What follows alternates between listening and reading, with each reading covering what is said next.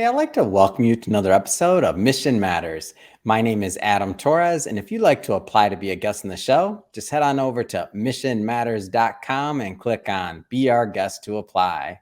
All right, so today I have Keith Richardson on the line, and he is co-founder over at More in Common. Keith, welcome to the show. Thanks, Adam. I appreciate you having me, man.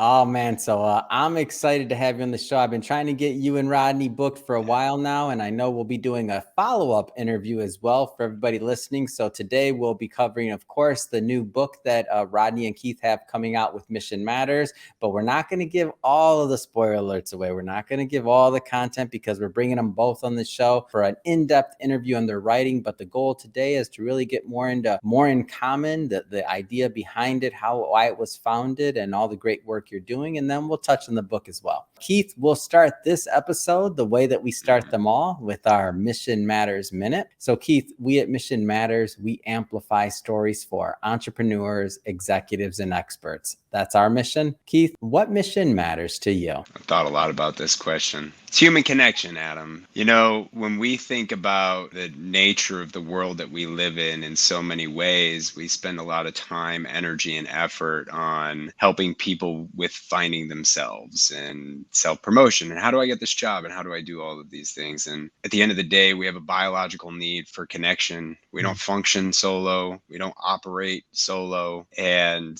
we just think that by having more productive human connection and focusing at its very core, basic nature of it, that we can heal a lot of things amongst each other, which, as we were talking before the show, it got me thinking, you love doing this.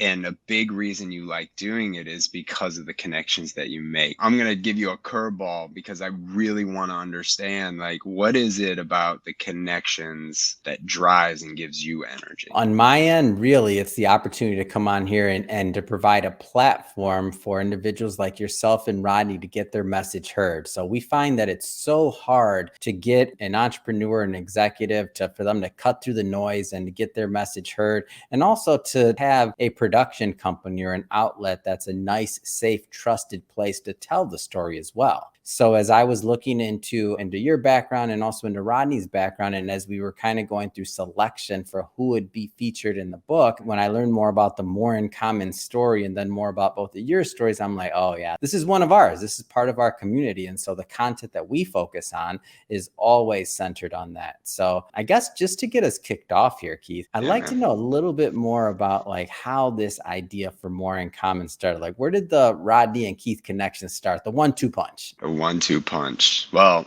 it manifests in a story, and I'll tell that story. But Rodney and I have known each other now for 20 years. We met back in college, and it's one of those things like instant friendship. Where does that come from? What was interesting about our friendship is, I grew up in New Hampshire. Rodney grew up in Indiana. Rodney grew up in a very religious household. I did not. And we would end up having these conversations in the gym back in college. And we're not talking, after years of friendship. We're talking about after months of friendship. And we would just have these conversations about religion, about gay marriage, especially at that time, 2002. It was a big thing in the news, and it's a big thing again at the moment. But, we would talk about all of these things and always come out with a stronger relationship at the end. And we wouldn't think much of it, right? And then fast forward to 2016, Colin Kaepernick knelt for the national anthem. And I remember I turn on ESPN and I see it's like just a couple of days. Like, this is the early stages of the thing. And Rodney is a big 49ers fan, and I reached out to him because he's my best friend and he's a Niners fan. And I'm like, hey, I wanted to know what he thought of the whole thing. I was curious. He asked me what I thought of it, and I was like, man, I don't like it. And that was my first response. And so it took some time because he had to research it. He didn't really know what was going on. And then we started having this conversation. And he literally gave me about 45 minutes to share all kinds of just thoughts that I had about it. That they weren't like cogent, well thought out thoughts, but they were just the thoughts and the things that I was feeling around the situation. And what's interesting, and he tells this later, this is his part of the story, but I'll tell it because he's not here. Rodney's black. right? And we had been friends at this time, we're friends for 14 years. And he Mm-hmm. had all kinds of conflict. Like, why is it that his best friend, doesn't understand this situation? Mm-hmm. Why, like, this makes sense to him. Like all of the things that he lives and the perspectives that he has and all of this. And that just wasn't where I was coming from, right? I just wasn't thinking in that point of view. But he was angry, he was frustrated, but he didn't show it, right? Like he just Mm-hmm. let that space happen where I got to share. And then from there, I asked him what his take was. I gave him the same space. Mm-hmm. And we ended up having this amazing conversation. At the end of it, it was like, oh, I get it now. I understand where it's coming from. And we ended up moving forward. I ended up moving forward with very different point of view than I had even going into that dialogue. And he says to me, this is what I want to start a podcast about. Right. Yeah. He's like, I want to start a podcast. Like, for whatever reason, we're good at this. Yeah. Right. Like we don't know why, but we were good at this. Mm-hmm. And so we end up starting this podcast, and 150 episodes currently out there. We will bring it back. It's currently on hiatus because we're working on some coaching opportunities that we've built, because over the last 3 years, we finally started honing in on what that formula looked like. Like, what is it that we do that gets us to that space, and why do we care about it? Like, what is it that we care about? It's one of those things, like when you're good at something and you figure out what it is, you want to share it with people and you want to help other people find it, because I think there's a yearning for it. There's a resistance to it. And then there's this cultural element that says it's not possible. And we just don't think, we think it is possible. It's going to take time and patience and working through it. But that's the story. Like, that's where this started. And that was in 2016. And here we are 6 years later with you. How does, when you're going from concept to launching something new, obviously, you know, it's been a progression. You guys have known each other a long time. And I think it's just a really interesting story. Like, I can think about like the idea of having, you know, it originally started from conversations in the gym, right? Just these thoughtful conversations. And as it evolved, and as you've seen that the market was in need of a platform like yours, when did you get to that point, or how did you get to the point where you're like, okay, yeah, we need to make this an actual business. Like, this is a real thing. Like, there's a definite void in the marketplace for what we offer. Slowly and backwards. Ronnie and I always like to joke that we do everything backwards, right? Like we just jump in. What's interesting is, like, from a business standpoint, so we've worked with a couple of organizations, right? And where we plug in is around diversity, equity, and inclusion strategies. And we really focus on creating an environment of inclusion. Like, that is our charter. Like, how do you actually create an environment of inclusion? What does that mean? What does that look like? Who's doing what? So the start, to directly answer your question, it was like, first Rodney said, let's do a podcast. And I had no idea what podcasts were at the time. So I'm like, I don't know what you're talking about, dude, but okay, that sounds good.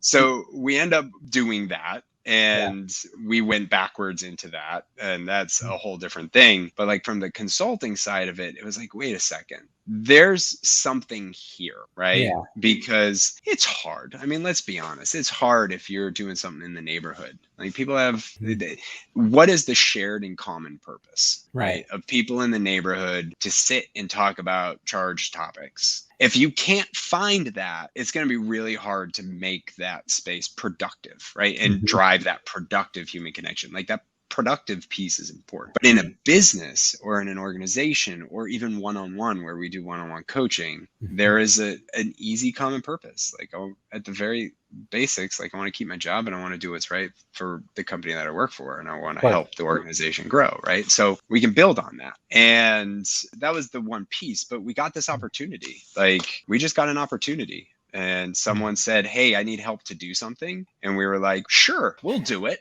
And we put it together in 2 weeks, and we delivered it to 150 people. And we were like, oh, we have something here. So it wasn't this oh, let's do this idea and deliver it where there's a need. It was like, oh, there's a need. Hey, we'll make something for that. And Yeah. then 3 years later, we fine-tuned it and really started to make it something that can be utilized. Yeah. Let's stick on the podcast side of things for a little longer, because Sure. I think it's interesting that you weren't necessarily a podcast fan, and you're like, "What's that?" Like, what was your experience with podcasting? Because I'll to be upfront, I sound biased. I'm 100% sure I know because you I'm, love it. I'm founder of a podcast network, and we podcast Yeah, all day around here. We launch totally. shows, but I always like to hear from somebody who didn't know what it was, and then they started one, Yeah. and then they got some type of result, or there was something that happened to them. Like, what was your experience? Goodness. Well, first of all, I miss it. Yeah. And we will Get bring it it going, back. man. Start it back up. This is We got to another get day, it going. but get it going. It's Come a on. lot of work, dude. Like, it's so much work to do a podcast. You would think it wasn't. And some people say it's not, right? Like, they just hit record and go live. Okay. Yeah. Hey, it's just not our style, right? Like production value and all that other stuff. It has been one of the most amazing experiences of my life. And I know it's a little hyperbolic to say, but it's true. And sometimes it's only when I look back on it, right? Because of the people I've gotten to meet. Like, I got to meet Kristen Bell and Catherine Hahn, and I got to meet professors from NYU and LMU, Loyola Marymount University. I've gotten to meet PhDs across, like, there's so many amazing. I've gotten to meet people in Ireland and young people. It's fun. The podcasting community is fun. I tell people that like, all the time. It's a whole new world. And these are the guests that we brought on. Yeah. And I mean, but I'll tell you that from the beginning, it was super nerve-wracking, right? Because you've got this idea, and now you're going to put it out into the world where it can be criticized. And if you haven't done that before, which I had not, it's a learning curve. That's the thing. Yeah, it's super nerve-wracking. And then we started bringing on interviews, and you start to learn, like, what is your approach? I learned more about how I can better engage other people and get to know other people, and what I'm like, all of this stuff that we deliver and talk about to teach, like 150, it's actually more. We didn't release all the episodes, but let's say 150 of these conversations, like deep conversations. We get really deep on our podcast, and like, you just get to meet people. You get to know people. It has been one of the coolest experiences. And I think one of the things that you mentioned about it being deep and meaningful, the other good part about it is now you have a catalog out there. Like, those 100%. conversations are recorded, like you collaborate, like you created something new that others can benefit from going forward. So whether you start it back up, which I really hope you do, because I think you and Rodney are awesome, and I know that you do meaningful work. So I think it's great. But outside of that, even if you didn't like that, those conversations are now documented. Like, that goes into the, the brain trust, right? That is the content. Like, and because you put so much thought behind it, and the way that you approached it as a craft got better. I'm sure from episode 1 to episode 50, you sounded one way. From 50 to 100, completely different show. Like, that's 100%. The natural progression of learning. 100%. I'll never forget our first interview. It was 3.5 hours long. 3.5 hours of recording. And we were like, we got to make this an hour. And the amount of editing that went into taking that disjointed conversation into something that you could listen to, we learned quickly that we aren't to do that again. Yeah. Oh my gosh. So that took a week or a month to get out. God. Yeah. And we were doing once a month at that time, so we had the time, but and we're learning to edit and deal with audio stuff, and we're doing all that on our own. I got it. It was an adventure. So let's spend a little bit of time on the book here. And like I said, let's scratch the surface on the book, because we'll be bringing you both back on to do a deep dive into it. But what are some of the things that you hope the readers of your work get out of what you write? So first, like, just at a high level, going back to what mission matters, is the importance and the ease of human connection. It's not easy, and it's simple, right? So sometimes it can be super overwhelming when we think about all of the information that we have coming at us in every different facet of our life. And I'm not just talking about technical stimulation. I'm talking emotional stimulation, mental stimulation, personal, family, business, physical pain, emotional pain, all of that stuff coming at us in droves. It can be really difficult to then navigate the spaces that we have with others. And it can seem impossible, especially when we disagree with somebody. And I'm not just talking about disagreement politically, which is kind of the flashy thing to talk about. Yeah. But I'm talking about disagreement, like about anything. One of my favorite guests from the podcast, Professor Dolly Chugh, she studies bias at NYU, and she wrote this book. And in it, she talks about forks up or forks down in the dishwasher, right? And like how this is an irreconcilable point of conversation between her Oh and her my husband, gosh. right? But it's those little things, right, that we all have some sort of emotional or mental attachment to that we seemingly identify with, and it creates a divide. What was the between us and answer? the other Forks up person. or forks down? I Dude, gotta know. I'm a forks up person. I am Oh, I'm totally a a forks forks up. down person. I'm sorry to know I'm a this. knives down, forks up. I hope we're all knives down. Here's the interesting thing about that podcast is We're not all yeah, I knives hope we're, down. Hold on. I don't know. But my theory on forks up is that they seemingly get cleaner, but I don't have any data to support that forks are Yeah. actually cleaner when they're up versus when they're down, right? So it's like, oh, that was the conclusion of our dialogue on it. It's like, oh, we should get some data on that and see if it actually works and serve this. But totally, for the book. So the nature of human connection, right? Yeah. Like in its importance and its relevance, and this idea, like I talked about individualism. Like individualism is important. Like I want you to live your best life, right? Like, and your best life is not dictated by me or anybody else. It is like what makes you happy and what gets you going. But at the same time, I also want to be interested in what that is for you, and I want you to be interested in what it is for me, and they don't have to be the same thing.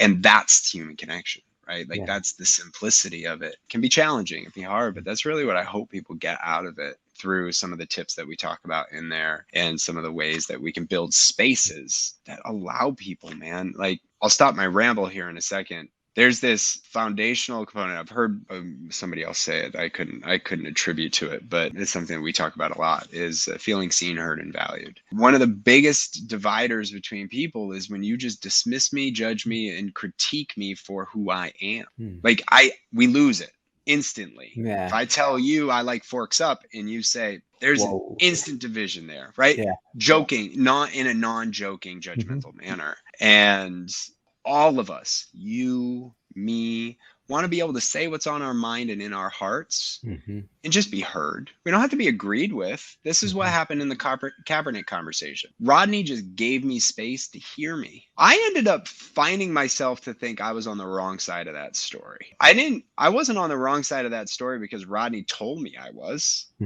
I was on the wrong side of that story because I heard what he said and it added value to the existence that I want to live. And I thought, oh, I came to that conclusion, but because we had that connection. So I'm hoping that's what people get out of our chapter and some of the things that we can help.